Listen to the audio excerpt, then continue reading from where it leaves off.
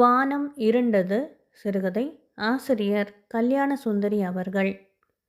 இந்த கதை 1961 வெளியானது. வெகு தூரத்தில் வாயில் புறத்து அருகே வானவெளியில் சின்னஞ்சிறு மேக குஞ்சு ஒன்று ஓடிக்கொண்டு இருந்தது. பாக்யம் தோளிலே இருந்த நீர் தவளையை தாழ்வாரத்தில் இறக்கி வைத்தாள். அவளது மனதிலே அமர்ந்த திவளைகள் பொழிவது போன்ற பெருமித உணர்ச்சி ஏற்பட்டது. அதைத் தொடர்ந்து திடுமென்று உள்ளத்தின் ஒரு மூலையிலே பயமும் தோன்றியது. அடக்கடவுளே, அவன் என்ன எண்ணி இருப்பானோ?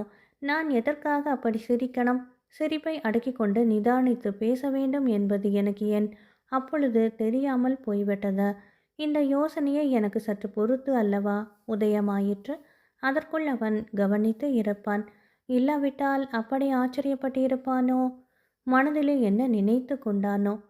10 நிமிஷங்களுக்கு முன்னால் தண்ணீர் துறையிலே நடந்ததெல்லாம் அவள் நினைவுக்கு வந்தது. அப்படியே வாசல் படி தூணை பிடித்து கொண்டு நின்றுவிட்டாள். தண்ணீர் துறையிலே நீர் மொண்டு கொண்டு அவள் தவளையை தூக்கி தோளிலே வைத்து கொள்வதற்காக முழங்கால்களுக்கு இடையே நிறுத்தி கொள்ளும் நிமித்தம் நிமிர்ந்த பொழுது எதிரே சேஷையா நின்று கொண்டு இருந்தான்.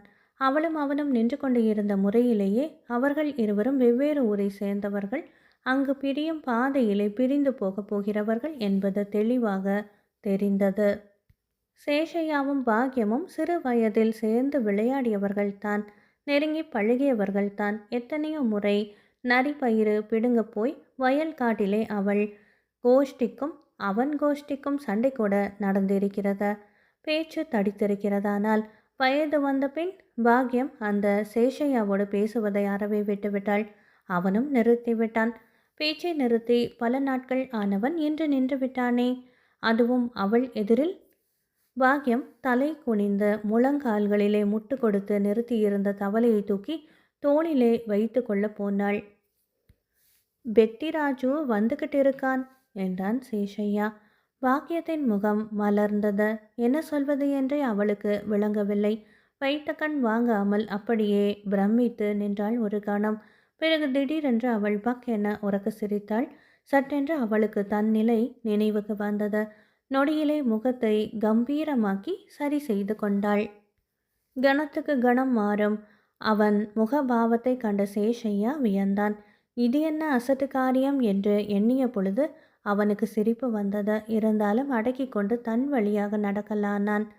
4 எட்டுக்கள் எடுத்து வைத்தவன் சட்டென்று திரும்பி பார்த்து, ராமகிரிப்பேட்டை பஸ் ஸ்டாண்டில் முதலாளியை பஸ் ஏற்றிவிட்டு இன்று மாலை நான் கட்டாயம் ஊருக்கு போகப் போகிறேன் என்று சொல்லி கொண்டே இருந்தான். நான் அவனுக்கு குரல் கொடுத்தேன். பஸ் ஸ்டாண்டு இறைச்சலிலே நான் குரல் கொடுத்து கூப்பிட்டது அவன் காதில் விழவில்லை. அதனால் என்னை திரும்பி பாராமலே அவன் போய்விட்டான். இருந்தாலும் இங்கே உன்னை பார்த்ததும் விஷயத்தை சொல்லணும்னு தோணிச்சு சொன்னேன் என்று சொல்லிக்கொண்டே தன் ஊருக்கு பிரியும் பாதையிலே இறங்கிவிட்டான். இந்த செய்தியை கேட்ட பின் தினமும் கிழங்காக கணக்கும் தண்ணீர் தவளை துளி கூட கணக்கவே இல்லை. காற்றிலே ஊசலாடும் பூ போல லேசாக தோன்றியது. வீடு போனதும் முதல் காரியமாக அவருக்கு பிடித்த சமையலாக செய்ய வேண்டும். பாத்திரம் பண்டங்களை சுத்தமாக தேய்த்து கழுவி அந்தந்த இடத்திலே கவிழ்க்கணும். வீட்டை பெருக்கி மெழுகி துப்புரவாக வைக்கணும். அவரோ நகர்ப்புறத்திலிருந்து வருகிறார். அவளை சுத்த பட்டிக்காடு என்று எண்ணிவிடக்கூடாது. இப்படி யோசனை செய்து கொண்டே அவள் வீட்டை நோக்கி நடந்தாள். அவள் மகிழ்ச்சிக்கு ஒரு அளவே இல்லை. நடக்கும் பொழுது கால் தரையிலே பாவினால்தானே அந்த பாழாய் போகின்ற சந்தோஷம்தானோ? வெட்கத்தை விட்டு அவளை சேஷையாவுக்கு எதிரிலே அப்படி சிரிக்கும்படி செய்துவிட்டது. வீட்டுக்கு போனதும் அடுப்பை மூட்டி முரத்திலே அரிசியை போட்டாள். பக்கத்து வீடு கிராமத்து மணியக்காரரின் வீடு. அதன் புறக்கடை பக்கத்திலிருந்து மாடுகளின் மணி ஓசையும் பண்ணையால் அவற்றை அதட்டும் சத்தமும் கேட்டன. உழவு மாடுகளுக்கு தீனி வைத்து கொண்டிருக்கிறார்கள் போலும் என்று எண்ணினாள். கையிலே துடப்பத்தை எடுத்து பாக்யம் வீடு கூட்டத் தொடங்கினாள். அவளுக்கு இருந்த மகிழ்ச்சியில் அவளை அறியாமலே ஒரு பாட்டு அவள் உள்ளத்திலிருந்து எழுந்து உதடுகள் வழியாக வெளியில் வந்தது. ஊசி போல மின்னி மின்னி ஊர் செழிக்க பெய்யும் மழை. அந்த காலத்தில் அவள் மாமியார் இந்த பாட்டை தான் பாடுவாளானால் முழு பாட்டும் நினைவு வரவில்லை. ஆசு போல மின்னி மின்னி காடு செழிக்க பெய்யும் மழை, பணத்தை போல மின்னி மின்னி பட்டணமெல்லாம் பெய்யும் மழை. பிறந்த வீட்டுக்கு வந்து இருந்த கிராம மணியக்காரரின் மகள் சுப்புலக்ஷ்மி, என்னக்கா பிரமாதமா பாட்டு பிறந்துடுச்சு, அத்தான் வரப்போகிறாரா என்ன என்று புறக்கடை குட்டிச்சுவரின் வழியாக எட்டி பார்த்து கேட்டாள். பாக்யம் லேசாக இளநகை புரிந்து தலையை தாழ்த்தி கொண்டாள். மெய்யாகவா? சொல்லவே இல்லையே நீயே. பாக்யம் தலையை நிமிர்த்தினாள். என்ன பாக்யம், இப்படி இழைச்சி போயிட்டியே? வியப்புடன் கேட்டாள் சுப்புலக்ஷ்மி. என்னதான் நீ இழைச்சாலுமே அழகு அழகுதான், யானை படுத்தாலும் குதிரை மட்டம் என்று சொல்ல கேட்டது இல்லையா என்றாள். நம்ம அத்தானும் இப்படி இழைச்சி போயிருப்பாரோ? பாக்யத்தின் நினைவு இப்படி ஓடியது. பட்டணத்தில் அத்தானுக்கு யார் வாய்க்கு வகையா சமைத்து போடுவார்கள்? தனக்கு இது பிடிக்கும் அது பிடிக்கும் என்று சொல்லி கேட்டு வாங்கி சாப்பிடுபவர் கூட இல்லையே. எதையும் மனதுக்குள்ளேயே வைத்து கொண்டு அல்லவா குமைவார். ஆமாம், நாமும் தான் நல்ல சேலையாக கட்ட வேண்டும் என்று எத்தனை நாட்களாக ஆசைப்பட்டு கொண்டிருக்கிறோம். சுப்புலக்ஷ்மி உடுத்தி இருந்த சேலையை பார்த்ததும் அவளுடைய அந்த பழைய ஆசை மீண்டும் தலை தூக்கியது. கருப்பு நிறத்திலே கைத்தறி புடவை, சந்திர வளையம் போல ஜரிகை வேலை செய்யப்பட்டு இருந்த புடவை. இப்படி ஒரு புடவை வாங்க வேண்டும் என்று வெகு நாட்களாகவே அவளுக்கு ஆசை. அத்தானும் அவள் ஆசையை நிறைவேற்றுவதாகத்தான் சொல்லியிருந்தார். அவள் கேட்ட மாதிரியே புடவை வாங்கி தருவதாகத்தான் கூறியிருந்தார். சமையல் வேலையிலே ஈடுபட்டு இருந்த அதே நேரத்தில் அவள் மனமும் பழைய வாழ்க்கையை புரட்டி பார்ப்பதில் ஈடுபட்டு இருந்தது. அவள் அந்த வீட்டிலே குடித்தனம் செய்ய தொடங்கியது. அவள் மாமியார் இறந்து போனது. எல்லாமே ஒன்று கூட விடாமல் அவளுக்கு நினைவுக்கு வந்தன. ஒரு வருஷம் வானம் கண் திறவாமல் அடைமழை பொழிந்தது. அதனால் பயிர்கள் நீரிலே முழுகி அழுகி போயின. அதுவும் அவள் நினைவுக்கு வந்தது. ஆமாம், அதற்கடுத்த ஆண்டு கூட அப்படியே தான் ஆயிற்று. அதற்கு பின் பெருவெள்ளம் வந்தது. அதுவும் தொடர்ந்தாற்போல 2 வருஷங்கள் சொல்லப்போனால். அந்த வருஷம் வெள்ளம் வரும் என்பது பாக்யத்துக்கு முன்கூட்டியே தெரியும். பருவமழைக்கு முன்னால் பக்கத்து ஊரிலே இருக்கும் உறவினர்களை பார்த்து வருவதற்காக பாக்யம் போய் வந்தாள். அப்பொழுது கொல்லேரி வறண்டு கிடந்தது. ஆங்காங்கே பள்ளங்களிலே சிறிது நீர் தேங்கியிருந்தது. நாணல் புல் ஆள் உயரத்துக்கு வளர்ந்து இருந்தது. வெத்திராஜு அவற்றை சுட்டி காட்டினான். கொக்குகள் நாணலின் உச்சியிலே கூடுகள் கட்டியிருந்தன. அவற்றை பார்த்த பெத்திராஜு அப்படியே அயர்ந்து நின்று விட்டான். பிரம்மை பிடித்தவன் போல. இந்த வருஷம் வெள்ளம் வரப்போவது, நம்ம கதி என்ன ஆக போகுதோ? கொக்குங்க இந்த வருஷம் எம்மா உயரத்தில் கூடு கட்டி இருக்குது பாத்தியா என்றான். பாக்யம் இடிந்து போனாள். நம்ம தஞ்சை பள்ளத்துக்கு இந்த தடவையும் இதே கதிதானா? வெள்ளம் வந்தா முழுகிறது தவறாதே என்று அருகில் நின்ற இன்னொருவன் சொன்னான் பாக்யத்திடம். இப்போதுதான் நினைவுக்கு வருகிறது. சொன்னவன் சேஷையாதான். அவர்கள் வீட்டுக்கு போய் வந்த பொழுதுதான் வழி அனுப்ப அவனும் கூடவே வந்து இருந்தான். ஆமாம், அப்பொழுது அத்தான் கூட வெறித்து பார்த்தாரே. சேஷையாவிடம் பேசுவது அத்தானுக்கு பிடிக்கிறதே இல்லை. பார்க்க போனால் பாக்யம் சேஷையாவோட பேசுறதும் இல்லை. அவன் வழி அனுப்ப வந்த பொழுது ஏதோ சந்தர்ப்பம் வந்தது. பதில் சொல்லும்படி ஆயிற்று. ஆம் சொன்னாள். அதுவும் அத்தான் பக்கத்தில் இருக்கிறாரே என்ற தைரியத்தில். அவள் பதிலை கேட்டு சேஷையா சிரித்தான். அத்தானோ வந்த கோபத்தை வெகு சிரமப்பட்டு விழுங்கி கொண்டார். வீட்டுக்கு வரும் வரையிலும் யாரும் எதுவும் அதிகமாக பேசவில்லை. சேஷையா பெரிய ஏரிக்கரையிலே பாதை பிரியும் இடத்திலே நின்று பத்திரமா போய் வாங்க என்று சொல்லி விடை பெற்று கொண்டான். வந்த வழியை ஊருக்கு திரும்பியும் விட்டான். கேட்கப் போனால் அத்தானுக்கு நான் யாரோடு பேசினாலும் பிடிக்கிறதே இல்லை. அவர் குணமே ஒரு மாதிரி. மற்ற விஷயங்களில் அவர் தெய்வம்தான். பாக்யம் உள்ளத்திலே பூரிப்பும் உதட்டிலே புன் முறுவலுமாக தலையை குனிந்த வண்ணம் காய்கறிகளை நறுக்கி கொண்டிருந்தாள். முன்பொரு சமயம் அத்தான் சந்தைக்கு போனார். அப்போது மறுநாள் தான் திரும்பி வருவேன் என்று சொல்லி போனார். அப்பொழுது நடந்ததெல்லாம் இப்பொழுது அவளுக்கு நினைவுக்கு வந்தது. எதற்கும் கையோடு இருக்கட்டுமே என்று ஒரு டம்ளரிலே பாலை காய்ச்சி ஜன்னலில் எடுத்து வைத்திருந்தாள். கிராம மணியக்காரரின் மனைவி அன்று தன் தோட்டத்தில் பூத்த சாமந்தி பூவிலே 2 அவள் கையிலே கொடுத்தாள். அதை ஆசையோடு பாக்யம் தலையிலே சூடிக்கொண்டாள். கிடாரி கன்று வாங்க சந்தைக்கு போயிருந்த பெத்திராஜு வேரம் குதிராமல் போகவே அன்று விளக்கு வைத்து சிறிது நேரத்துக்கெல்லாம் திரும்பி விட்டான். காய்ச்சி வைத்திருந்த பாலையும் தலையிலே அவள் சூடியிருந்த பூவையும் பார்த்ததும் அவன் முகம் போன போக்கை சொல்ல முடியாது. பாக்கியத்துக்கு எதுவுமே விளங்கவில்லை. அவன் முகத்திலே அப்படி எள்ளும் கொள்ளும் வெடிப்பானேன். பால் விஷத்தையும் பூ விஷத்தையும் வெத்திராஜுவுக்கு புரிய வைப்பதற்குள்ளே பாக்கியத்துக்கு போதும் போதும் என்றாகிவிட்டது.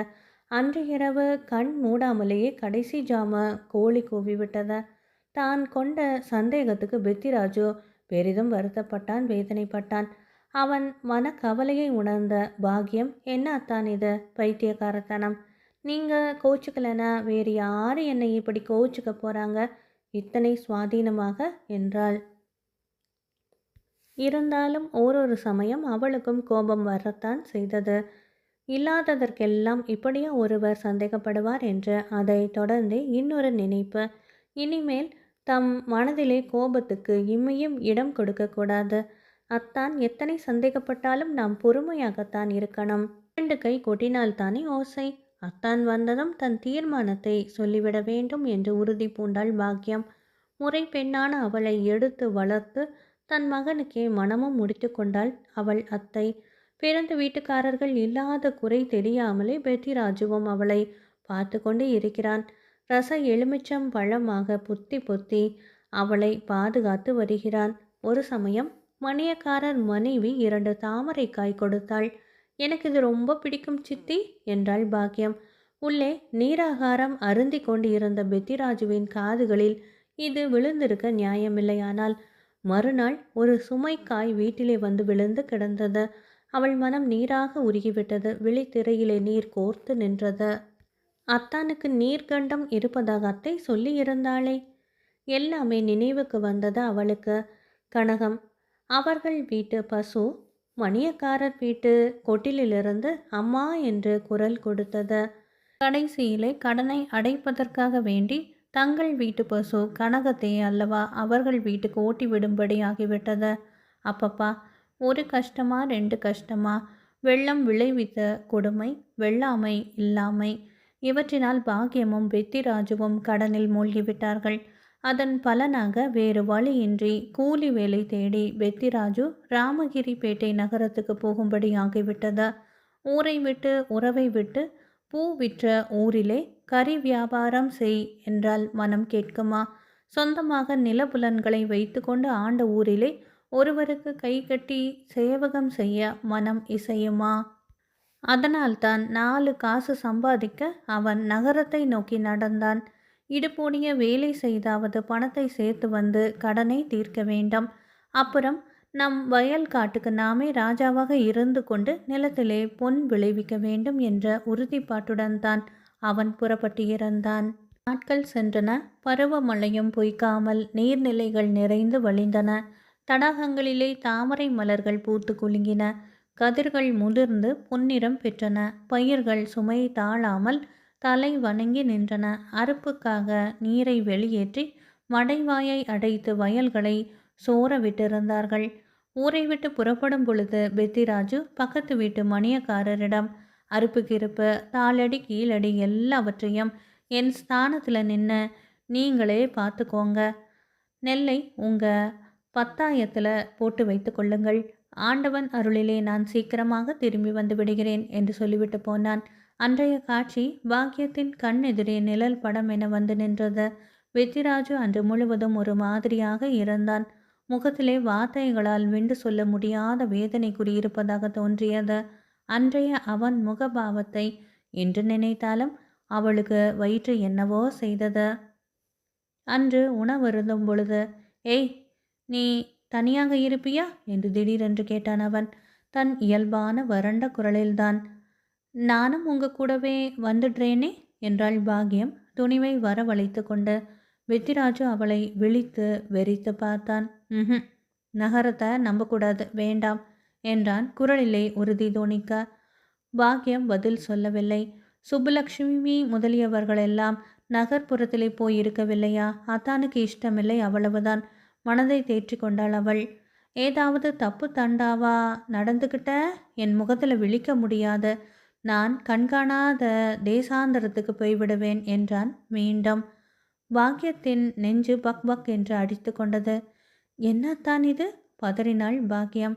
பெத்திராஜு லேசாக சிரிப்பை வரவழைத்து கொண்டு, பயப்படாத, எனக்கு எப்பவுமே கோபம் கொஞ்சம் அதிகம் என்றான். பாக்கியத்துக்கு மனசு மேலும் கனத்தது. அன்றைய பகல் பொழுது அப்புறம் இருவருக்கும் இடையே பேச்சுவார்த்தை நிகழாமலே கழிந்தது. அன்று மாலை பெத்திராஜு தன் பெட்டியிலே துணிமணிகளை மடித்து வைத்து கொண்டிருந்தான். பாக்கியம் மேலுக்கு சிரிப்பை வரவழைத்து கொண்டு, நாளைக்கு நேரம் நீங்க நகரத்தில் இருப்பீங்க இல்லையாத்தான்? இந்த நாட்டுப்புறம் நினைவு இருக்குமா? எங்க நினைவு வருமா என்று கேட்டாள். தலையை தூக்காமலே தன் வேட்டிகளை மடித்து கொண்டு அவன், ஜருகையில் சந்திர வளையம் போட்ட கருப்பு புடவை கட்டாயம் வாங்கியாரேன் என்றான். கடும் வறட்சியான குரலில். இயற்கையான சுபாவம் போகுமா?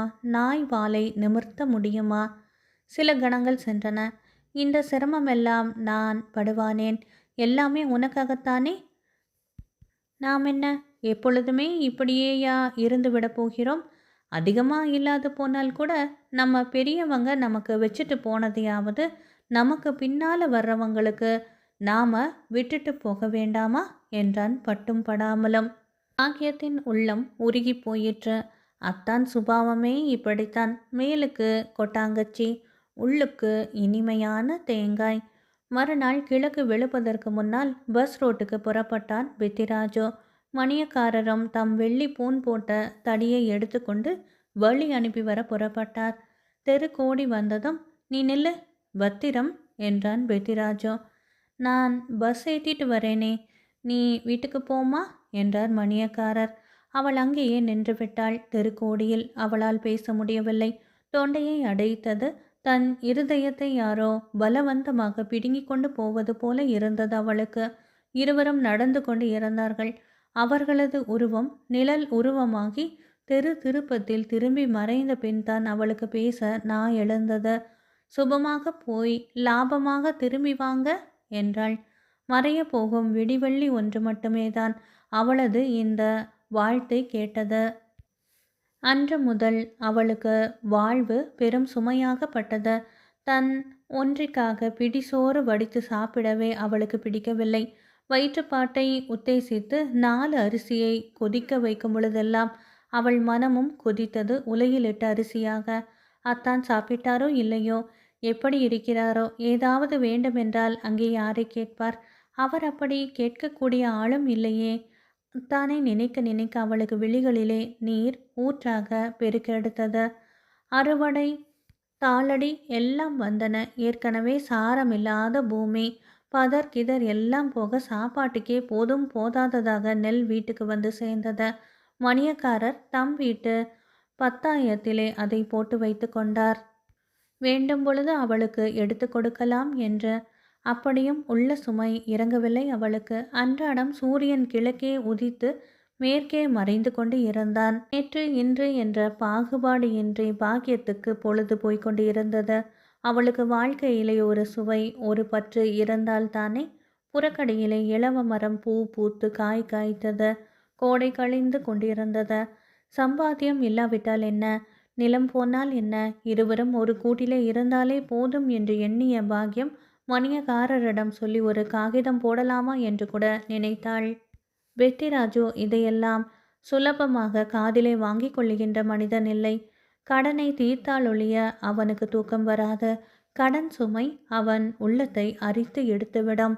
இடையிலே மணியக்காரருக்கு 4-5 தடவை அவன் தபாலிலே பணம் கூட அனுப்பியிருந்தான். அதில் பாக்கியத்துக்கும் கை செலவுக்கு ஏதாவது கொடுக்க சொல்லி எழுதியும் இருந்தான். உழவு காலம் நெருங்கவே மணியக்காரர் தம் வயல்களோடு பெத்திராஜுவின் வயல்களிலும் வேலை தொடங்கிவிட்டார். எரு அடித்து உழவும் நடந்து கொண்டு இருந்தது. எதிர்பாராமலே இன்று அவள் அத்தான் வருகிறான். இந்த மகிழ்ச்சி மிதப்பிலேயே சமையல் வேலை முடிந்துவிட்டது. வெளியிலே சிறு தூறல் தொடங்கியிருந்தது. ஏற்றி வைத்திருந்த ஹரிக்கேன் விளக்கை சுற்றியும் பூச்சிகள் மொய் என்று வட்டமிடத் தொடங்கிவிட்டன. பக்கத்து மணியக்காரர் வீட்டு பசுமாட்டு கொட்டிலில் கொசுக்களுக்காக போட்டு இருந்த புகை மூட்டம் அவள் வீட்டையும் நிறைத்தது. சாப்பிடும் தட்டுக்கள் 2ஐயும் எடுத்து துப்புரவாக கழுவினாள். பக்கத்தில் பக்கத்தில் மனைகளை போட்டு 2 தட்டுக்களையும் எடுத்து வைத்தாள். தன்னுடைய தைரியத்தை நினைத்து தானே வியந்தாள். கல்யாணம் என்று ஆகி குடித்தனம் வைத்த பிறகு கணவன் மனைவி இருவரும் சேர்ந்தாற்போல உட்கார்ந்து சாப்பிட்டதே இல்லை. கல்யாணமான புதிதில் சம்பிரதாயத்தை ஒட்டி இருவரும் சேர்ந்து அமர்ந்து சாப்பிட்டார்களே, அதோடு சரி. 2 டம்ளர்களில் தண்ணீர் மொண்டு வைத்தாள். 2 பேரும் தானே பரிமாறிக்கொள்ளலாம். சுப்புலக்ஷ்மியும் அவள் புருஷனும் நகரத்தில் இப்படித்தான் செய்வார்களாம். சுப்புலக்ஷ்மி எத்தனையோ தடவைகள் சொல்லியிருக்கிறாள். சுப்புலக்ஷ்மி அனுப்பியிருந்த வெற்றிலை பாக்கு எடுத்து கட்டிலிலே வைத்தாள். இருவரும் அந்யோன்யமாக பேசிக்கொண்டே சுண்ணாம்பு தடவி கொள்ளலாம் வாய் சிவக்க. அடக்கடவுளே, அத்தான் சந்தேகப்படுவாரே. தான் இப்படி சந்தேகப்பட்டதற்காக அவளுக்கே சிரிப்பு வந்தது. அப்படி அவள் சந்தேகப்பட்டால் தான் இப்படி சந்தேகப்பட்டதை சொல்லி எப்படியும் அவரை சிரிக்க வைத்து விடலாம். இப்படி ஒரு முடிவுக்கு வந்த பின் தனது என்று இருந்த 2 ரவிக்கைகளையும் எடுத்து மாற்றி மாற்றி போட்டுக்கொண்டு அழகு பார்த்து கொண்டாள். சாப்பிட்ட பின் வெள்ளத்துண்டு ஒன்றை வாயிலே அடக்கி கொள்ளும் வழக்கம் உண்டே அத்தானுக்கு. அட, வீட்டிலே துளி கூட வெள்ளமில்லையே. தெருக்கோடியிலே பூஷணத்தின் வீட்டிலே வெள்ளம் விற்பார்கள். ஆனால் அவள் அங்கு போனதே கிடையாது. மழை வேறு தூறிக்கொண்டு இருந்தது. வெள்ளமில்லையே, அதற்கென்ன செய்வது? இத்தனை நாட்கள் கழித்து வீட்டுக்கு வரும் அத்தானுக்கு வெள்ளம் இல்லை என்றால் நன்றாக இருக்குமா? அவன் வந்தால் வழி தெரிவதற்காக ஜன்னல் கதவுகளை திறந்து வைத்துவிட்டு வீட்டு கதவை தாழ்பால் போட்டுக்கொண்டு மழையையும் பொருட்படுத்தாமல் புறப்பட்டாள். எங்கே அம்மா, இந்த மழையில் வந்தாய்? வா வா என்று சொல்லி வரவேற்ற ஜானகி அம்மாள் அவளுக்கு உட்கார பாயை காட்டினாள். ஜானகி அம்மாள் பூஷணத்தின் மனைவி. பாக்கியத்தின் ஆடை அலங்காரத்தை பார்த்து விவரத்தை கேட்டு தெரிந்து கொண்டதாம். அவள் கையிலே வெள்ளத்தை கொடுத்து நெற்றிக்கு திலகமிட்டு தன் சின்ன மகனை அவளுக்கு துணையாகவும் அனுப்பி வைத்தாள் ஜானகி அம்மாள். மழை சற்று வலுத்தது. வீட்டு கதவை திறந்தவுடன் ஹரிக்கேன் விளக்கு கப் கப் என்று குதித்தது காற்றிலே. பஸ் ரோட்டை பார்த்து கொண்டு வீட்டு இடைக்களிக்குள் கதவில் சாய்ந்த வண்ணம் உட்கார்ந்தாள் பாக்கியம். எதேர்ச்சியாக வீட்டுக்குள் திரும்பி பார்த்தவளுக்கு ஜன்னல் வழியாக மழை சாரல் அடித்து இருக்கிறார் போல இருந்தது. விளக்கடி நிழல் அதன் காரணமாக மேலும் கருப்பாக தெரிந்தது. எழுந்து போய் சாரல் அடிக்காமல் இருக்க அவள் ஜன்னல் கதவை சாத்தியிருக்கலாம். ஆனால் அவள் விரும்பவில்லை. ஏனெனில் கதவை சாத்திவிட்டால் அத்தானுக்கு வழி தெரியாதே. மழை மேலும் வலுத்தது. காற்று கடுமையாகியது. மின்னல் வெட்டிய பொழுதெல்லாம் பஸ் ரோடு பளிச்சிட்டது. வழிமேல் விழி வைத்த வண்ணம் அப்படியே பார்த்து கொண்டிருந்தாள். தூக்கம் துளி கூட வரவில்லை. இருட்டி 2 ஜாமம் ஆகிவிட்டது. காற்று ஹோவென்ற இரைச்சலுடன் வீசியது. பாக்கியத்துக்கு பயமாக போய்விட்டது. இன்று இரவு இனி அத்தான் வரமாட்டார். வந்தால் இனி நாளைதான். இந்த பாழாய் போன மழையிலே நனைந்து கொண்டு வருவதை காட்டிலும் என்று எண்ணினாள் பாக்கியம். சாரல் நடு அறை வரை ஜன்னல் வழியாக விசிறி அடித்தது. பாக்கியம் எழுந்து ஜன்னல் கதவை மூடப் போனாள். ஜன்னல் அடி நிழலிலே காலுக்கு கீழே ஏதோ மெத்தென்று பாக்கியம் திடுக்கிட்டு சட்டென்று பின் நகர்ந்தாள். அவள் வெள்ளம் வாங்கி கொண்டு திரும்பி வீட்டுக்கு வந்த பொழுது கருப்பாக தோன்றியது இதுதான். மழை சாரலிலே ஈரமில்லை. விளக்கு நிழலிலே அது ஈரமாக தோன்றியிருக்கிறது. விளக்கை எடுத்து வந்து கிட்டக்கத்தில் போய் பார்த்தாள். ஒரு சின்ன துணி மூட்டை. அவள் அதை மெதுவாக கையிலே எடுத்தாள். அத்தானின் நீல சொக்காயிலே பொட்டலமாய் முடிந்து வைத்திருந்த அதற்குள் துணி போல ஏதோ தட்டுப்பட்டது. ஆ, அத்தான் வந்து விட்டார். எங்கே அவர்? ஒருவேளை மணியக்காரர் வீட்டுக்கு போயிருப்பாரோ? ஆம், அப்படித்தான் இருக்க வேண்டும். நான் வீட்டில் இல்லாத பொழுது வந்து இருப்பதனால் வந்து வெகு நேரம் ஆகியிருக்க வேண்டும். இவ்வளவு நேரம் அவர்கள் வீட்டில் என்ன செய்து கொண்டிருப்பார்? வாசல் படிக்கு சென்று பக்கத்து வீட்டை எட்டி பார்த்தாள். கதவு எல்லாம் சாத்தி இருந்தது. விளக்கு வெளிச்சமே இல்லை. எல்லோருமே நன்றாக தூங்கிவிட்டார்கள் போல இருக்கிறது. பாக்கியத்துக்கு கை கால் ஓடவில்லை. யோசனை தீவிரம் அடைந்தது. ஏதோ நினைத்து கொண்டவள் வீட்டுக்குள் ஓடினாள். நிதானமாக மூட்டையை பார்த்தாள். மெதுவாக அவிழ்த்தாள். அதற்குள் அத்தான் எடுத்து போன பழைய வேட்டி துணிமணிகளும் புது புடவை ஒன்றும் இருந்தன. விளக்கின் ஒளியிலே புடவையின் ஜரிகை பளபளத்தது. ஜரிகையிலே சந்திர வளையம் போட்ட கருப்பு புடவை. யாருக்காக? அவளுக்காக. எத்தனை நினைவு வைத்து கொண்டு அத்தான் வாங்கி வந்திருக்கிறார். அப்படியானால் கட்டிலின் மேல் வைக்காமல் ஜன்னலின் கீழ் ஓரத்தில் ஏன் வைக்கணும்? பாக்கியத்துக்கு பைத்தியம் பிடித்தாற் போல இருந்தது. தலை சுற்றியது. அப்படியே தொப் என்று உட்கார்ந்து விட்டாள். அடுத்த கணம் 2 தட்டுக்களுக்கும் இடையே ஏதோ வாரி இறைத்து கிடப்பதை கண்டாள். காலடியிலே அத்தானின் மணி பர்ஸ் கிடந்தது. கையில் எடுத்தால் அதை கனத்தது. ஒரு பஸ் டிக்கெட், ஒரு பழைய ரசீது, ஒரு சிறிய பென்சில் துண்டு ஆகியவை கீழே கிடந்தன. வாக்கியத்துக்கு சட்டென்று அதன் பொருள் விளங்கியது. அத்தான் வெளியில் இருந்த வண்ணமே ஜன்னல் வழியாக வீசி எறிந்து இருக்கணும். இவற்றையெல்லாம் கோபத்தோடு போட்டு இருக்கிறார் போல இருக்கிறது. எதற்காக கோபம்? இவற்றை இப்படி வீசி எறிந்துவிட்டு எங்கே போய்விட்டார்? தலை வெடித்து விடும் போல இருந்தது பாக்கியத்துக்கு. வெளியிலே வார் நீர் ஜன்னல் பக்கமாக தரதரவென்று ஒரே தாரையாக கொட்டிக்கொண்டிருந்தது. காற்று பேய் என சீறிக்கொண்டே இருந்தது. மழை வலுத்து விட்டது ஒரேடியாக. கனமழை, பெருமழை, அடைமழை. வானம் பொத்து கொண்டு விட்டது போல. பாக்கியத்தின் முதுகிலே சாரல் அடித்தது. பாக்கியம் அசைந்து கொடுக்கவில்லை. நிலை குத்திட்டு ஒரேடியாக வெறித்து பார்த்து கொண்டு இருந்தாள். இருட்டும் வெளிச்சமும் அவளை பொறுத்த வரையிலும் ஒன்றாகிவிட்டன. அவள் விழிகள் நீரிலே முழுக்காடின. அடுத்த கணம் அவளுக்கு பின்னால் இருந்து ஒரு பெரும் மின்னல் மின்னியது. அந்த மின்னல் ஒளியிலே அவள் கண் எதிரிலே நன்றாக தேய்த்து வைத்திருந்த 2 தட்டுகளும் டம்ளர்களும் பளிச்சிட்டன.